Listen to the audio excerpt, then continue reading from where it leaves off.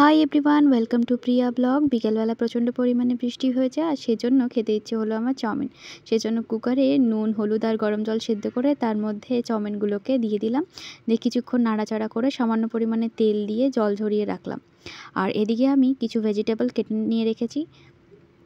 তার মধ্যে পেঁয়াজ, আদা রসুন কুচি আর আলু আর বরবটি, কারণ বাঙালি চাউমিনে আলু বরবটি ছাড়া জমবেই না, আলুটা তো দিতেই হবে। আর এদিকে আমি এক এক করে কড়াইতে তেল দিয়ে, নুন দিয়ে, আর এদিকে পেঁয়াজ কুচি, লঙ্কা কুচি আর আদা রসুন সমস্ত কিছু দিয়ে আর ভেজিটেবলসগুলো দিয়ে ভালো করে কিছুক্ষণ নাড়াচাড়া করে নিলাম।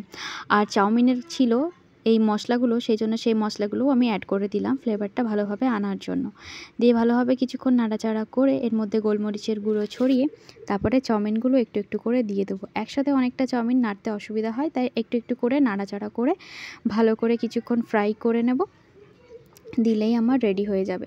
আর বৃষ্টি মুখর দিনে এরকম খাবার দাবার কার না ভালো লাগে। আজকের ভিডিওটা যদি ভালো লেগে থাকে একটা লাইক করে দেবেন, আর যারা আমার চ্যানেলে নতুন আছেন চ্যানেলটিকে সাবস্ক্রাইব করে দেবেন।